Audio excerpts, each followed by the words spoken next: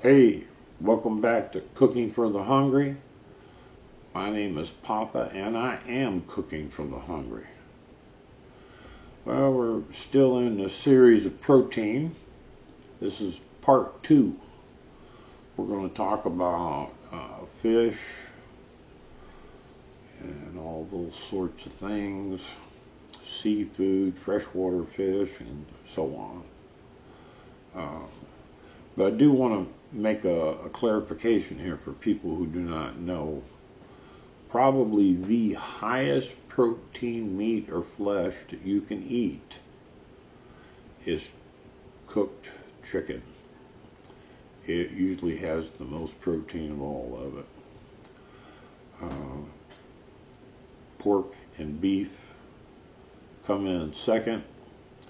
And now we're going to talk about seafood. Now, there are some types of seafood that have a little higher protein than others, but still, chicken comes in about 1/2 to almost 1.5 grams more than any other kind of flesh. That's grams per ounce of protein. So anyway, let's talk about freshwater fish. I'm going to throw a little plug in here again. I'm going to be catfishing soon at night, and I'm going to take on a little catfishing trip with us. And then I'm going to show you how to fillet the meat. I'm going to spare you all the blood and guts, but I'm going to show you how to fillet the meat. And then I'm going to show you how we either cook it and or store it fresh. We freeze it.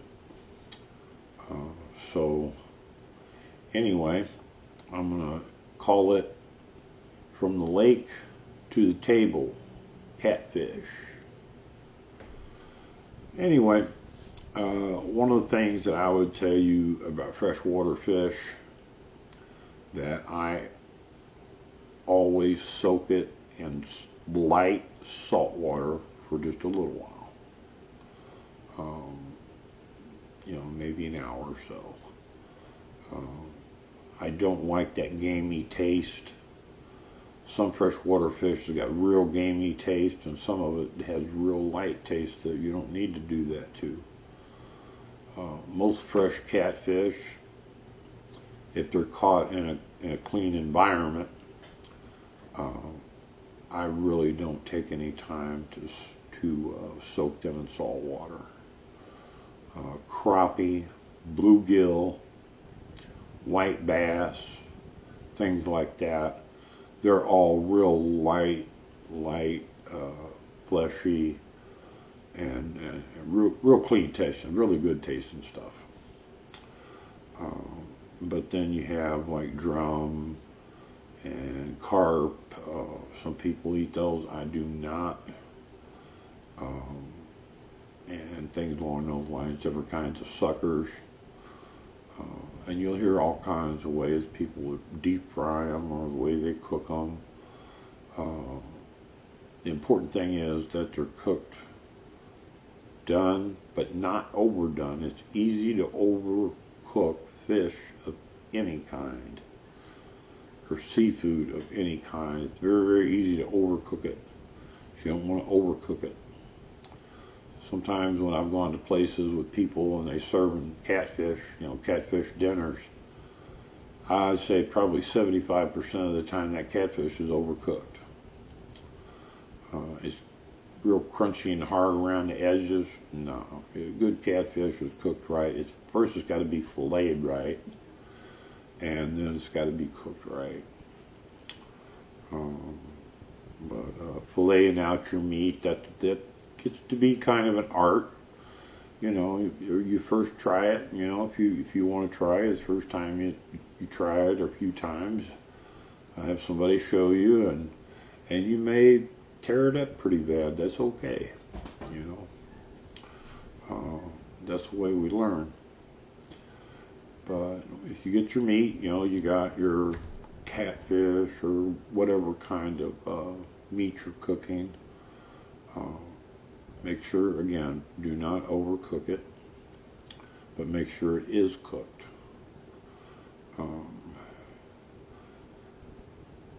Good source of protein. Any kind of fish of any sort is a good source of protein. Usually whenever I eat catfish or shrimp or something like that, I usually eat a little more of that than I would like some chicken or some beef because it doesn't have as much in it. So a lot of people talk about, well, they eat fish and then they left hungry. Well, they didn't eat enough fish. And I'm not telling you to be a pig, but I'm also saying eat enough, because you're going to find that not exactly, but let's say a piece of catfish compared to a piece of steak, the catfish is only going to have about half of the protein per ounce than the steak.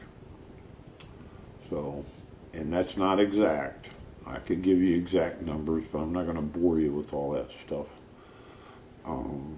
But I would say in general, eat. Now there are some cuts when you start talking about saltwater fish. There are some cuts that have a little higher protein. Thresher shark, for instance, or swordfish. Some of those different, some of the fresh tuna. It's got some pretty high protein, and it's a good source of protein. You may find you don't want to eat as much. And when I'm cooking it, I either deep fry it, or I grill it, or I bake it. That's basically 3 ways I make it. So if I'm frying it, sometimes I skillet fry it, sometimes I deep fry it. Depends on what I'm doing and what I feel like making. There's also crawfish. A lot of people go, what is it? Etouffee. You go down to Louisiana and New Orleans, down that area, they call it etouffee. It's crawfish. Those are good. You see them sometimes in the Chinese restaurants. They'll be about that long, and they're kind of real blood red almost. They soaked them in sauce and stuff. But good crawfish tails, I really like good crawfish tails. Fresh stuff. I've had that. It's really good. Talking about the freshwater, that pretty much covers it. I mean, there's all kinds of things that crawl around out there that people eat, but I don't necessarily do that. That's some of the more common ones. Some of your fish, like bass, your regular type, there's about 3 or 4 different types of regular bass you find all over the place, or trout. Real high in oil content, and along with that oil taste, to me, I'm just telling you about me, it tastes gamey to me. So that's the stuff that if I was going to eat that, I would definitely soak that in some salt water. Help bring some of that oil out and make it taste better. Take the gamey taste out. And just talking about game, just for a second, I am going to talk about wild game in my next segment. So you get the fish, all the seafood, the fish, I talked about some of that, the shrimp and the lobster and things like that, all your shellfish. Do not want to overcook that stuff. People often overcook it and it's chewy and they can't figure out what the big deal is about shrimp and lobster and those things. Well, first of all, if you get it fresh and you cook it from fresh and lightly cook it, sometimes they broil it real quick, sometimes they just pan, cook it in a little bit of butter, garlic and what have you. They do it real quick. And so do I. That's why we don't have a lot of fresh stuff like that around here in the Midwest, but I do buy frozen that has been flash frozen fresh. And I prefer that over cooked frozen by far. because they're already cooked, and then you're going to cook them some more. So I got the fresh, deveined, shell off except for the tail on. I take those, and I've showed you before in one of my other dishes, you know, how I deal with that. I don't soak any of this type of stuff, pre-soak it in anything. If I decide to put a little bit of spices on it for some folks I'm cooking for, then I do that as I cook it. I do not soak it in anything. Let's see. A lot of people eat oysters on the half shell. I have. I don't see anything wonderful about it, but I have. The problem with eating rare things like this, we're talking about fish, you know, there's a lot of people eat sushi and all those things, but man, there's so much stuff, pollution, where some of this stuff comes from. I'm very, very leery about that. I eat cooked oysters. You know, I will take oysters, fresh oysters, and cook them and put them in dishes.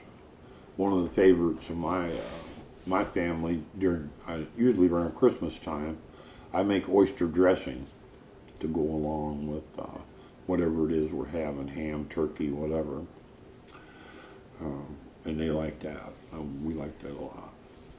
To me, it's got to taste kind of like liver. It's kind of like liver. It cooks up like a consistency of liver. Let's see. There's a lot of other shellfish, different things. There's conch. People eat conch down in Florida, down in those areas.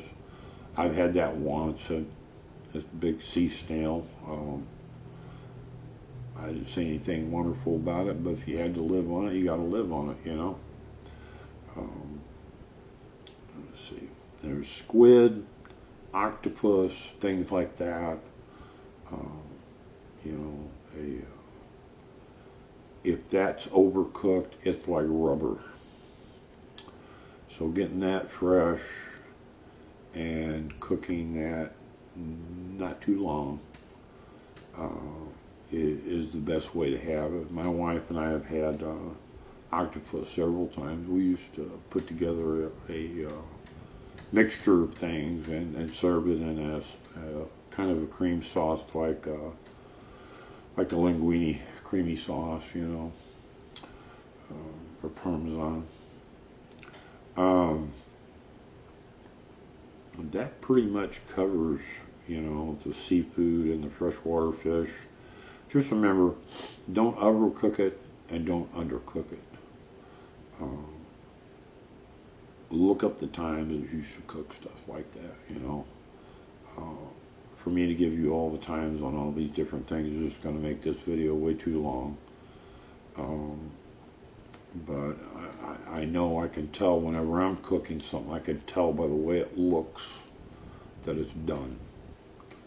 And some things that I'm not sure about, I will cut into them just like I would a piece of red meat and see if it looks like it's cooked all the way. I'd rather do it that way than overcook it, because overcooking stuff just,